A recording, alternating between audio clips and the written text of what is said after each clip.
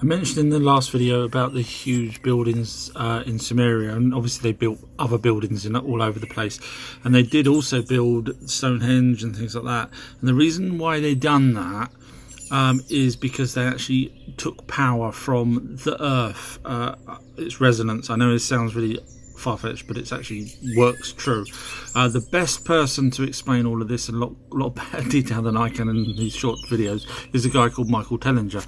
He is fantastic and explains it so clearly, how they use the earth's resonance to actually create these power grids. So basically the stone statues that and carvings all create what he calls a circuit board around the earth, which obviously we have these ley lines, which makes sense as well.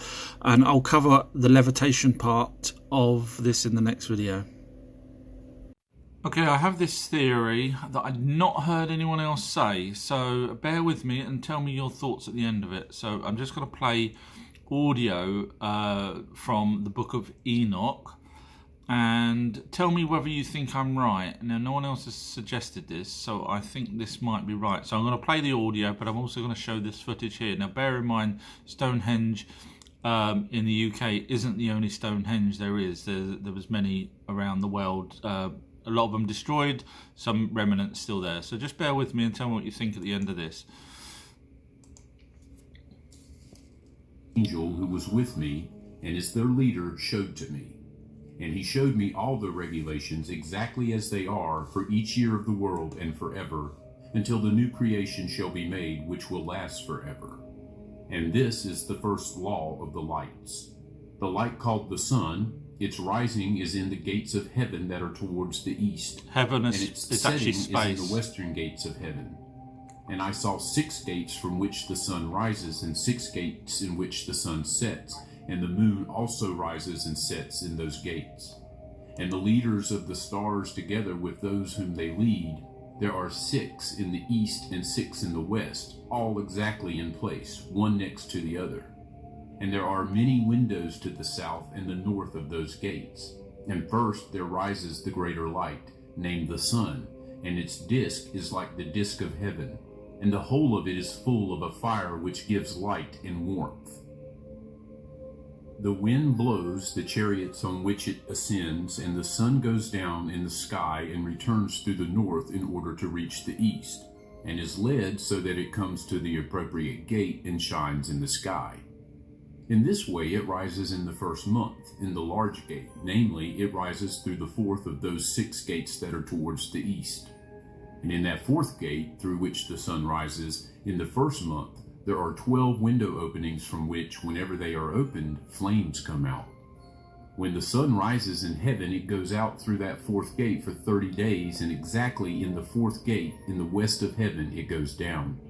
And in those days, the day grows daily longer, and the night grows nightly shorter, until the 13th morning. And on that day, the day becomes longer than the night by a double part, and the day amounts to exactly 10 parts, and the night amounts to 8 parts.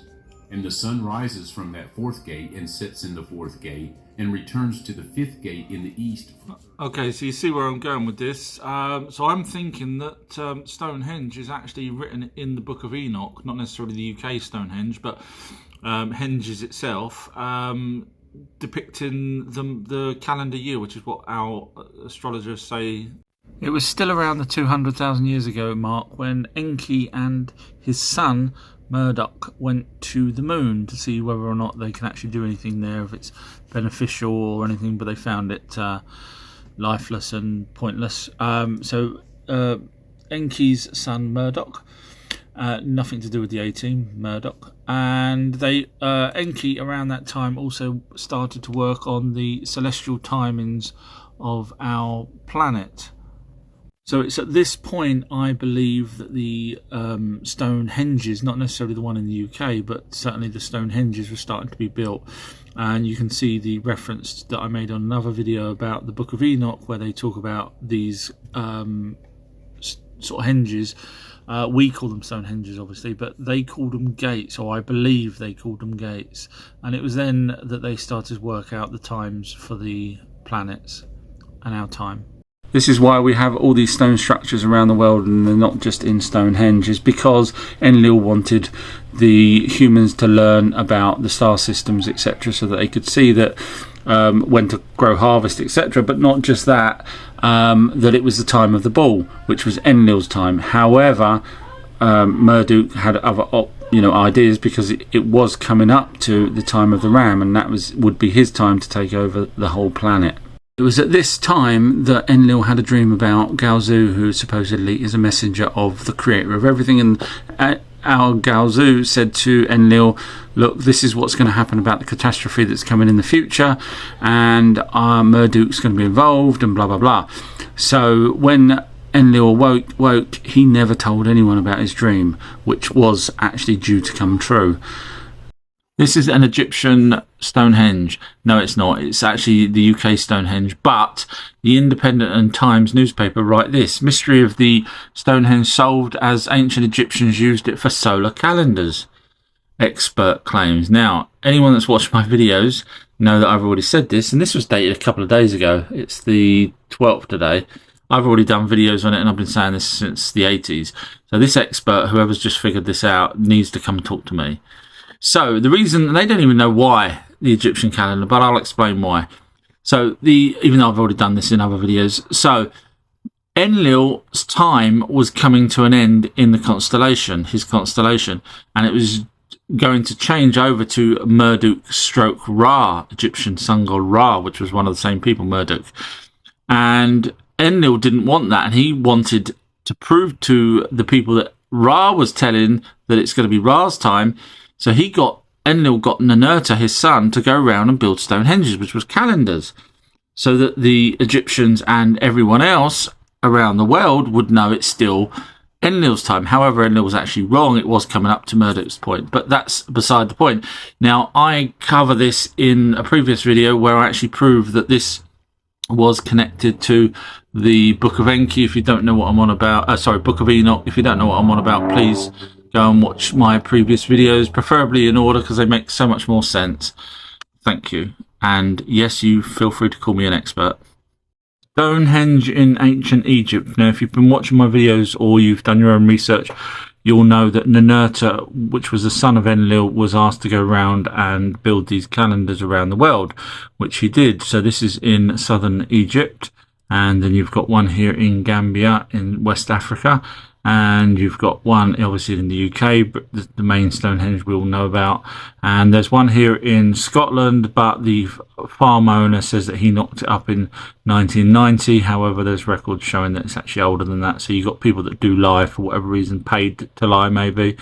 And then you've got ones here that says there's some in Aberdeenshire and some in south west of Ireland, which look like that, and then you've got a beautiful one in South Africa, called Adam's Calendar, which literally is an amazing sight to see. So they are around the world. Some are destroyed, but some are.